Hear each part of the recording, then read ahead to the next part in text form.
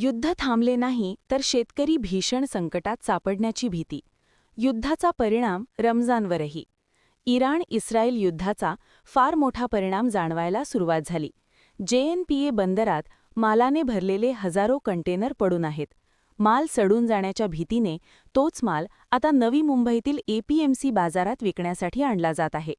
मात्र आखाती देशात लाखो रुपयांना निर्यात होणारा माल आता कवडीमोल भावाने स्थानिक बाजारात विकला जात असल्याने याचा थेट फटका व्यापाऱ्यांसोबत शेतकऱ्यांनाही बसत असून पुढील काळात स्थिती अशीच राहिली तर शेतकरी मेटाकुटीला येईल. इराणने आयात-निर्यातीचे प्रवेश बंद केल्याने एकही मालवाहू जहाज ये-जा होत नसल्याने पूर्ण आयात-निर्यातच थांबली असल्याने आता युद्ध थांबणे हाच यावर पर्याय असल्याचे व्यापारी सांगत आहेत.